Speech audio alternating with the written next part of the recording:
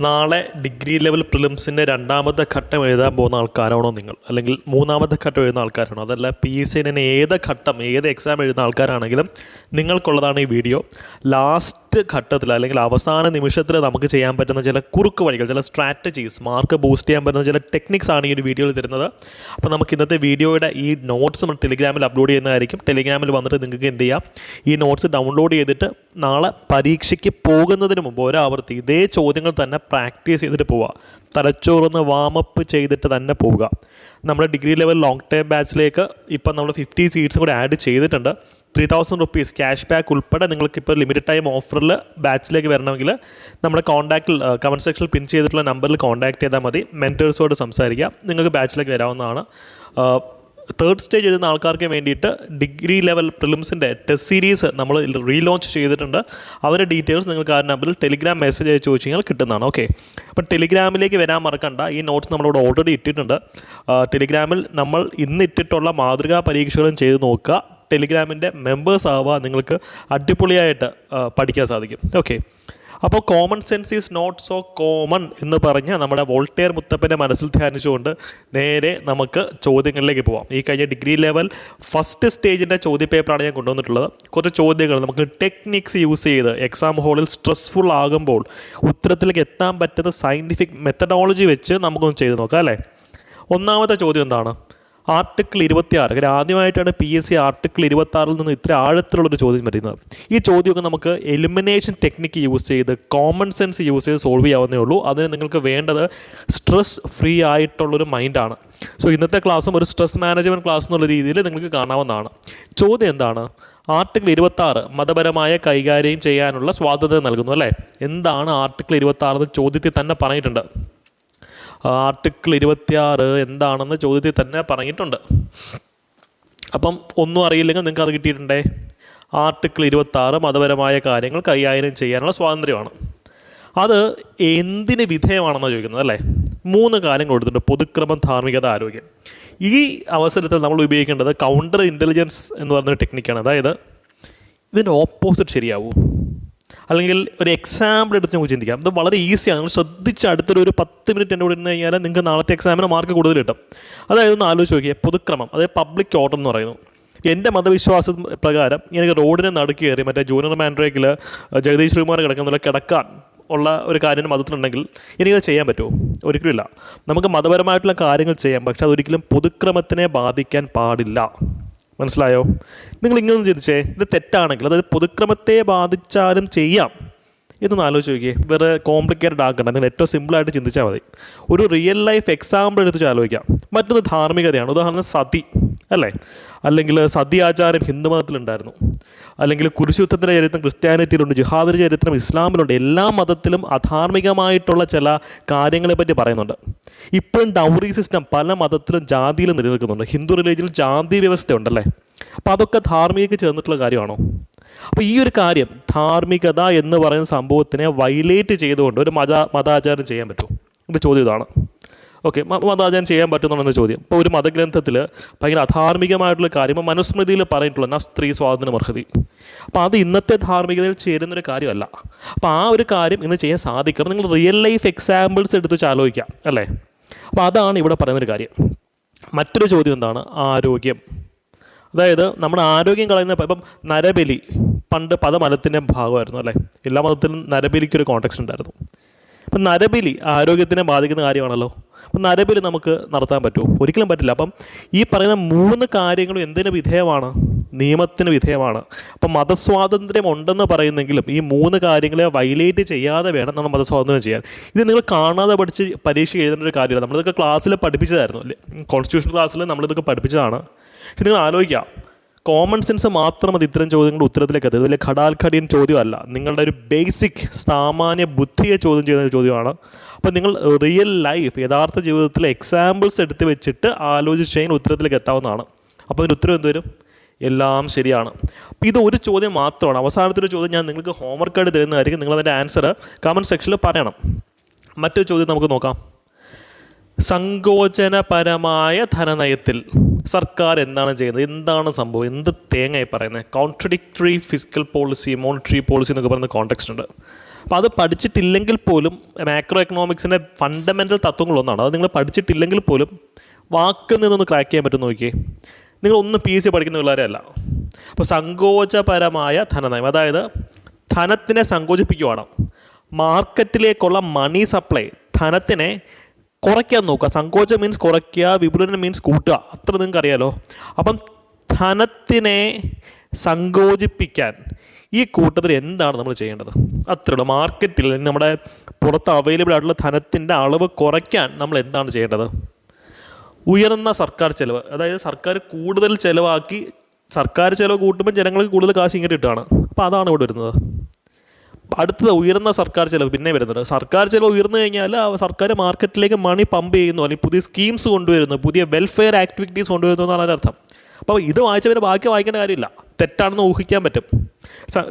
മണത്തിനെ സങ്കോചിപ്പിക്കാൻ നോക്കണം. ഇത് വിപുലനമാണ് ഇവിടെ നടക്കുന്നത് അല്ലേ. അടുത്തത് എന്താ? കുറഞ്ഞ സർക്കാർ ചിലവ്. കൊള്ളാം. സർക്കാർ അവരുടെ ചിലവ് കുറയ്ക്കുക, ശമ്പളമൊക്കെ ചിലപ്പോൾ വെട്ടി കുറച്ചെന്നിരിക്കും. അപ്പം എന്ത് പറ്റും? സൊസൈറ്റിയിലെ മണി സപ്ലൈ അവിടെ കുറയുവാണ് അല്ലേ. അപ്പം സങ്കോചിക്കുന്നുണ്ട്. രണ്ടാമത്തെ എന്താ? ഉയർന്ന നികുതി. യെസ്, നിങ്ങളൊന്ന് ആലോചിച്ച് ചോദിക്കുക. നിങ്ങളുടെ കയ്യിൽ നിങ്ങൾക്ക് 100 രൂപ വരുമാനമുണ്ട്. നികുതി കൂട്ടി 50% നികുതി ആണെങ്കിൽ നിങ്ങളുടെ 50 രൂപ മാത്രമേ ബാക്കി കാണത്തുള്ളൂ. അപ്പം നിങ്ങളുടെ കയ്യിൽ പൈസ സങ്കോചിപ്പിക്കുകയാണോ വിപുലനം നടക്കുകയാണോ? യെസ്, ഇത് സങ്കോചിക്കുകയല്ലേ. സർക്കാർ ചിലവ് കുറയ്ക്കുകയും ചെയ്യുന്നു, നമ്മുടെ കയ്യിലുള്ള പൈസ ടാക്സായിട്ട് ഗവൺമെൻറ് എടുക്കുകയും ചെയ്യുന്നു. അപ്പോൾ ഇതൊക്കെ സങ്കോചിപ്പിക്കുകയല്ലേ. അപ്പോൾ ഇത് ആൻസർ ആവാനുള്ള സാധ്യതയുണ്ട്. അടുത്ത ചോദ്യമോ? കുറഞ്ഞ സർക്കാർ ചിലവും കുറഞ്ഞ നികുതി. നികുതി കുറയുവാണെങ്കിൽ നിങ്ങളുടെ കയ്യിലുള്ള ശമ്പളം, നിങ്ങളുടെ കയ്യിലുള്ള പൈസ കൂടുമല്ലേ. ഇപ്പോൾ നിങ്ങൾക്ക് ടാക്സ് കുറച്ച് കൊടുത്താൽ മതി എന്നുണ്ടെങ്കിൽ നിങ്ങളുടെ കയ്യിൽ പണം കൂടുകയില്ല. അപ്പോൾ ഇത് തെറ്റാണ്. പ്രൊവിഷണൽ ആൻസർക്കിൽ ഇതാണ് ആൻസറായിട്ട് കൊടുത്തിട്ടുള്ളത്. തെറ്റാണ് കേട്ടോ. അവർ ഫൈനൽ ആൻസർക്കിൽ മാറ്റമെന്ന് നമുക്ക് പ്രതീക്ഷിക്കാം. ഓക്കെ, മാറ്റമൊന്നും ഉറപ്പില്ല, പക്ഷേ യഥാർത്ഥത്തിലുള്ള അനുസരിച്ച് വെച്ച് കഴിഞ്ഞാൽ C ആണ്. അപ്പോൾ ഇങ്ങനെ നിങ്ങൾ എക്സാം ഹോളിൽ സ്ട്രെസ് ഫ്രീ ആയിട്ട് ആലോചിക്കുകയാണെങ്കിൽ ഡിഫിക്കൽട്ട് എന്ന് തോന്നുന്ന ചോദ്യങ്ങളിൽ പോലും നിങ്ങൾക്ക് ആൻസർ കണ്ടെത്താൻ പറ്റും. അതിന് ഉദാഹരണമാണ് ഈ ഒരു ചോദ്യം. ചോദ്യം എന്താണ്? അസംഘടിത തൊഴിലാളികൾ, അൺഓർഗനൈസ്ഡ് സെക്ടർ വർക്കേഴ്സ്, ഇവരുടെ ഡേറ്റാബേസ്, ഇവരെ പറ്റിയുള്ള വിവരം സ്റ്റോർ ചെയ്യുന്ന E-ശ്രം പോർട്ടൽ എന്നൊരു പോർട്ടൽ ആരംഭിച്ചിരുന്നു. ഇത് ഏത് മന്ത്രാലയമാണ്, ഏത് മിനിസ്ട്രിയാണ് ആരംഭിച്ചതെന്നുള്ള ചോദ്യമാണ്. ഇതൊക്കെ UPSC മാതൃകാ ചോദ്യങ്ങളാണ്. ഇപ്പോൾ PSCന് വരുന്നുണ്ട്. നമ്മുടെ ക്ലാസ്സസിലും സിവിൽ സർവീസസിൽ നിന്നും PSCയിലേക്ക് വരാൻ സാധ്യതയുള്ള ചോദ്യങ്ങളൊക്കെ നിങ്ങൾക്ക് ട്രെയിനിങ്ങിൽ കിട്ടുന്നുണ്ട്. അപ്പോൾ ഇവിടെ നോക്കുക, തൊഴിലാളികളുടെ ഡേറ്റാബേസ് ധനകാര്യ മന്ത്രാലയത്തിൻ്റെ ആണോ, സ്കിൽ ഡെവലപ്മെൻറ്റ് നൈപുണ്യ വികസനത്തിൻ്റെ കയ്യിലായിരിക്കുമോ, സാമൂഹ്യ നീതിയുടെ കയ്യിലായിരിക്കുമോ, ലേബർ എംപ്ലോയ്മെൻറ്റ് കയ്യിലായിരിക്കുമോ? കീവേഡുകൾ മാച്ച് ചെയ്യുക. തൊഴിലാളികളുടെ ഡേറ്റാബേസ് ഈ കൂട്ടത്തിൽ എവിടെ ആയിരിക്കും? യെസ്, ലേബർ, തൊഴിലാളികളുടെ ഡേറ്റാബേസ് ഇവിടെയാണ്. അപ്പോൾ ഇതിൻ്റെ ഉത്തരം D ആണ്.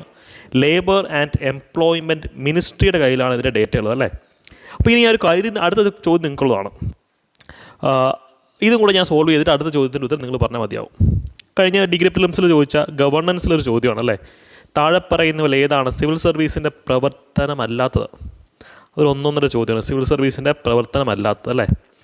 അപ്പോൾ നിങ്ങൾ എഗെയിൻ റിയൽ ലൈഫ് എക്സാമ്പിൾ എടുത്ത് ആലോചിക്കുക. നിങ്ങളൊരു സിവിൽ സർവൻ്റ് ആവാൻ ആഗ്രഹിക്കുന്ന വ്യക്തി ആയതുകൊണ്ടാണല്ലോ PSC എഴുതുന്നത്. ഒരു സിവിൽ സർവൻ്റ് ആകുമ്പോൾ നിങ്ങളുടെ ഡ്യൂട്ടിക്കകത്ത് ഗവൺമെൻറ്റിൻ്റെ നയങ്ങൾ നടപ്പാക്കൽ വരുമോ? ഗവൺമെൻറ് പറയുന്ന കാര്യങ്ങൾ നടപ്പാക്കാനല്ലേ നിങ്ങൾ ഉദ്യോഗസ്ഥരാക്കി വെച്ചിരിക്കുന്നത്.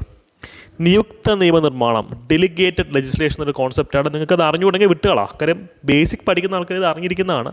സ്റ്റിൽ നിങ്ങൾക്ക് ഇതിനെപ്പറ്റി അറിയില്ലെങ്കിൽ വിട്ടുകളാം.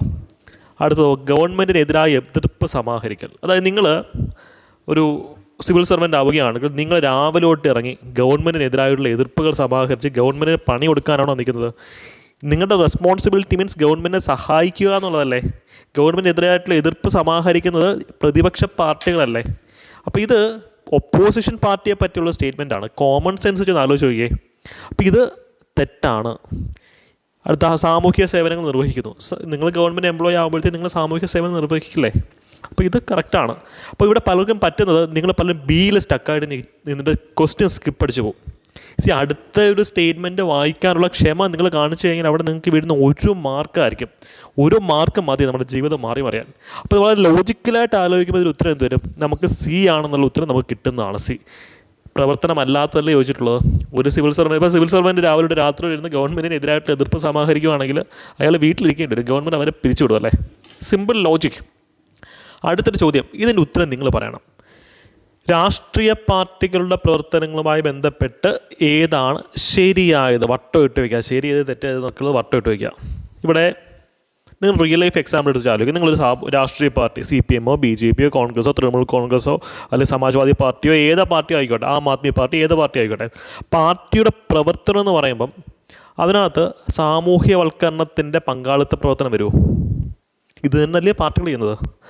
സൊസൈറ്റിയെ അപ്ലിഫ്റ്റ് ചെയ്യാൻ ശ്രമിക്കും അല്ലേ? എല്ലാവരെയും സംയോജിപ്പിച്ചുകൊണ്ട് പ്രവർത്തിക്കാൻ ശ്രമിക്കുകയല്ലേ?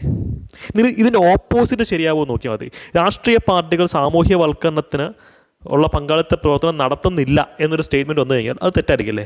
അപ്പോൾ അതിൻ്റെ തെറ്റായിട്ടുള്ള സ്റ്റേറ്റ്മെൻറ്റ് ഇത് കറക്റ്റാണ്. അത് ആൻറ്റിതീസിസ് പ്രിൻസിപ്പിൾ എന്ന് പറയും. എലിമിനേഷൻ ടെക്നിക്സിന് അതൊരു ഫണ്ടമെൻ്റൽ പ്രിൻസിപ്പിൾ ഒന്നാണ്.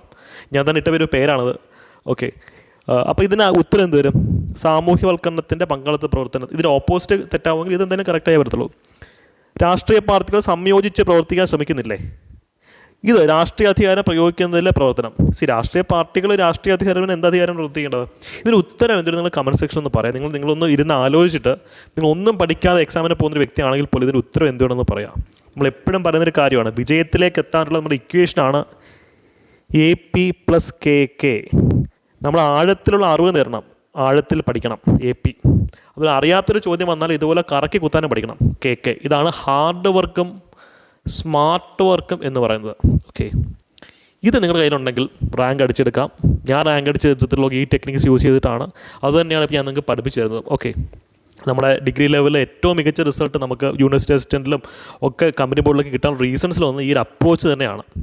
സോ ധൈര്യമായിട്ട് നിങ്ങൾ പ്രിപ്പറേഷൻ സ്റ്റാർട്ട് ചെയ്യും. എനിക്ക് നിങ്ങളൊരു വാക്ക് തന്നാൽ മതി. നാളത്തെ എക്സാമിന് പോകുമ്പം നിങ്ങളുടെ കോൺഫിഡൻസ് ഇതായിരിക്കണം. പ്രിലിംസ് ക്ലിയർ ചെയ്തിട്ട് SIയുടെയും LSTSൻ്റെ ഒക്കെ മെയിൻസിൻ്റെ ക്ലാസ്സുകൾ അല്ലെങ്കിൽ മെയിൻസിൻ്റെ സബ്ജക്റ്റ് നിങ്ങൾ പഠിച്ച് തുടങ്ങുന്നതായിട്ട് വിഷ്വലൈസ് ചെയ്തിട്ട് വേണം നാളത്തെ എക്സാം ഹോളിൽ പോകാൻ. അതായിരിക്കണം കോൺഫിഡൻസ്. നിങ്ങൾ ജസ്റ്റ് പരീക്ഷ എഴുതാൻ പോകുന്നൊരു വ്യക്തി ആയിരിക്കത്തില്ല. പകരം നിങ്ങൾ എന്താണ് എക്സാം പുഷ് ചെയ്യുന്നത്, കോമ്പറ്റീഷൻ പുഷ് ചെയ്യുന്നൊരു ഇൻഡിവിജ്വൽ എന്നുള്ള രീതിയിൽ തന്നെ പോയി എഴുതുക. അപ്പോൾ ഇപ്പം നിങ്ങൾ കണ്ണടച്ച് വിഷ്വലൈസ് ചെയ്യുക. ഈ നാളത്തെ എക്സാമൊക്കെ പാട്ടും പാടി പാസ്സായിട്ട് നിങ്ങൾ മെയിൻസിൻ്റെ പ്രിപ്പറേഷൻ സ്റ്റാർട്ട് ചെയ്യുന്നതായിട്ട് വിഷ്വലൈസ് ചെയ്തിട്ട് ആ ഒരു ഉറപ്പ് നിങ്ങൾ സ്വയം കൊടുത്തിട്ട് തന്നെ നാളത്തെ എക്സാം എഴുതാൻ പോകട്ടോ. അപ്പം ആ ചോദ്യത്തിൻ്റെ ഉത്തരം കമൻറ്റ് സെക്ഷനിൽ പറയാം.